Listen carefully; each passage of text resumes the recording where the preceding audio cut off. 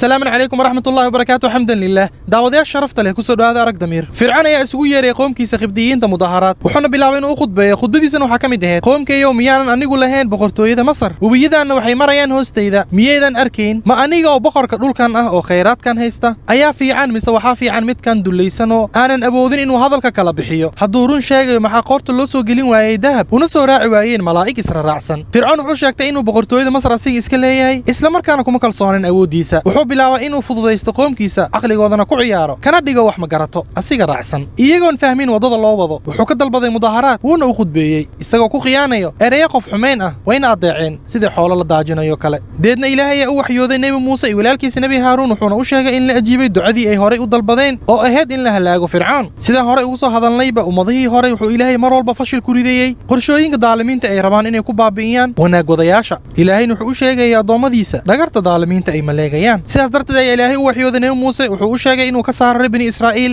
magaalada xilli habeen isagoo ugu degay qorshaha fircoon iyo dabagalkooda nabi muuse iyo nabi haaruun iyo qoomkooda reer bani israa'iil ayaa xilli habeenimo kaga baxeen magaalada masar sidii ilaahay farayba subaxii ayaa fircoon ogaaday inay reer bani israa'iil iskaga baxeenba magaalada ciidankiisa ayuu aruursaday waxayna soo raaceen raadkii nabi muuse iyo walaalkiisa haaruun markay ku soo dhawaadeen ayaa reer bani israa'iil cabsadeen ilaan waxa hortooda yaala bad gadaashoodan waxaa soo ordayo soo degdegayo fircoon iyo ciidankiisa reer bani israa'iil ayaa ku dhaheen nabi muuse waa la ina soo gaaray waa noo dhamaatay nabi muuse ayaa yiri ma dhici karto suurtagal maahan ilaahay ayaa i hanuuninayo ina badbaadinayo deedna ilaahay ayaa u waxyooday nabi muuse inuu adeegsado mucjizadii uu kaga guulaystay fircoon sidaan hore u soo xusnayba waa mucjizada usha ilaahay ayaa ku yiri nabi muuse ku dhufo ushaada badii ayaa kala baxday waxaa ka soo muuqday dhowr wado oo ku filan in ay maraan qabiilada ay ka kooban yihiin reer bani israa'iil markii ay mareen ka gudbeen badii ayaa qoomkii fircoon iyo ciidankooda soo dhaxgaleen badda wadooyinkii furnaa waxay islahaayeen haleela balse markay badda dhaxbartankeeda soo gaareen ayaa biyihii isku yimid meeshii ayay ku maashoodeen fircoon markuu dareemay inay u dhamaatay ayuu qeyliyey wuxuuna yiri waxaan rumeeyay midka ay rumeeyeen reer bani israa'iil waxaana ka mid ahay muslimiinta ilaahay ayaa ku yiri hadda miyaad rumaynaysaa horay baa u diiday iyo caasisay maanta ayaan qaadaynaa ruuxdaada waxaanu badbaadinaynaa jirkaada si ay u arkaan dadka kula nool ee ka dambeeyo kuna cibir qaataan cid kasto macangag oo kaliya taliye ah oo qalafsan si kasta uu xadgudbo una gaaloobo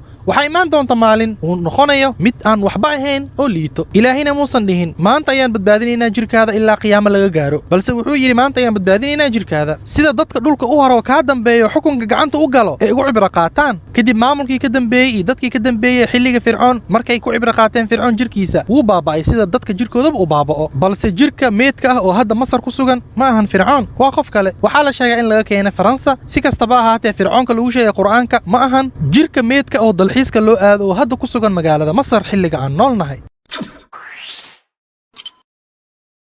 markii ay badbaadeen reer bani israa'iil kana gudbeen badda ayaa waxay soo dul mareen qoom caabudayo dul fadhiyo sanamo nabi muuse ayay ku dhaheen muuse waxaad noo yeeshaa ilaah sida dadkan bay u leeyihiin ilaah u gaar ah balse nabi muuse ayaa ku yidhi waxaad tihiin qoom wax magarata ah dadkaani waxa ay ictikaafsan yihiin ee dul fadhiyaan waa la baabi'inayaa waxay caabudayaan waa baatil deedna wuxuu ku yidhi cidaan ilaahay ahayn miyaad doonaysaan inaad ilaah ka dhigataan iyadoo ilaahay idinka fadilay dadka dunida ku nool xilligan deedna meel ayay degeen kadib ilaahay ayaa u waxyooday nabi muuse wuxuuna kula ballamay inuu soomo 30 maalin oo ka tirsan dilqicda iyo 10 ku dhamaystiro oo dilxaj ka tirsan isku jirkooda noqdo 40 maalin uuna yimaado meeshii ugu horeysay uu ilaahay kula hadlay waa buurta tuur agagaarka waadiga tuwa sidaas darteed ayaa nabi muuse ugula dardaarmay walaalkiisa haaruun inuu u haro uu hagaajiyo uu maamulo reer bani israa'iil inta uu maqan yahay deedna nabi muuse wuxuu sii aaday dhanka buurta tuur siinaa markuu nabi muuse la hadlay ilaahay ayuu yiri ilaahayow ii ogolow inaan ku arko balse ilaahay ayaa ku yiri nabi muuse suurtagal maaha inaad i aragto balse waxaad eegtaa buurta hadday ku sugnaato booskeeda waad i arkaysaa markuu istusay ilaahay buurtii ayaa dhalaashay nabi muuse wuu dhacay isagoo suuxsan kadib markuu soo naaxay nabi muuse ayuu yiri dhamaystirnaan adiga ayaa ku sugnaatay ilaahayow waan ku toobad keenay waxaan ay qofka ugu horeeyay oo rumeeya in adduunyada lagugu arkeenin kadib ilaahay ayaa ku yiri nabi muuse waxaan ku doortay fariinteyda iyo hadalkeyga ee qaado waxaan ku siiyey kana mid noqo cidda mahadnaqda kadibna wuxuu ilaahay u qoray oo siiyey alwaax ay ku qoran yihiin waana kasta iyo cadeen kasta oo axkaam ah waxaana lagu yiri qaado oo si xoogan u qabso waxaadna fartaa qoomkaada ha qaataan si wanaagsan waxaan idin tusi hooyga cidda ka leexad wadada toosan waxaan ka leexay aayaadkayga cidda isku laween dhulka xaqdaro hadday arkaan aayad ma rumeeyaan haddayna arkaan waddada hanuunka ma qaataan waddadaasi markay arkaan waddada baadidana wadda ayay ka dhigtaan taasina waa sababtay u beeniyeen aayaadkanaga waxayna ahaadeen kuwa warmooga ah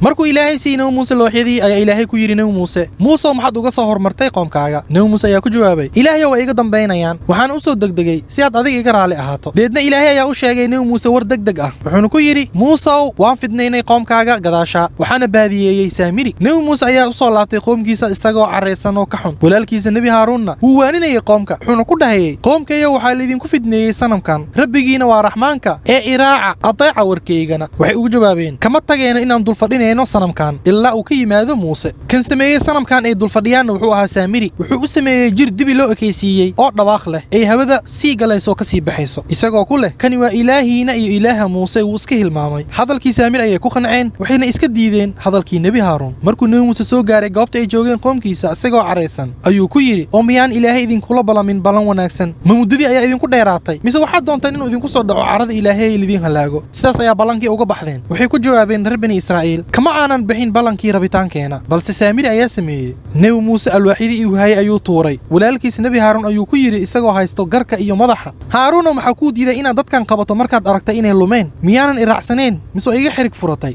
nebi haaruun ayaa ku jawaabay ina hooya ha qabanin garkayga iyo madaxayga qoomkaani way i bahdileen waxay ku sigteen inay i dilaan ha ii jabinin cadowga hana iga mid dhegin daalimiinta waxaan ka cabsaday inaad idhaahdo waxaad kala qayqaybisay reer bani israa'iil ima aadan sugin deedna muuse ilaahay ayuu baryay inuu u dembi dhaafo isaga iyo walaalkiisa nebi haaruun saamirin wuxuu ku yidhi maxaa kugu dhacay saamiriyow maxaad damacsan tahay saamiri ayaa ku jawaabay waxaan arkay aqoon ay idinka arag in yar ayaan qaatay oo qabtay raadkii rasuulka ee muuse wax yar ayaan ku dhaqmay kadibna waa iska tuuray sidaas ayay nafteed ii qurxisay kadib nebi muuse ayaa ku yidhi saamiri orodoo bax waxaad ku leedahay dunidan inta aad ku nooshahay in lagugu salido cudur deedna aad dhahdo ha i taabanina wakhtiga aad leedahayna ma dhaafay sidoo waad geeriyoonaysaa waxaadna egtaa ilaahan adiga dul fadhisay waan gubaynaa waxaanu ku tuuraynaa badda ilaahiina waa ilaaha keliya ee dunida ka jiro ilaah kale xaq lagu caabudo aanan jirin isaga ayaa wax kastana og shacabka la qayqaybiya xumaan sida xaal wacan kuma waaro wasala allahu wasalam calaa nabiyina muxamed wasalaamu calaykum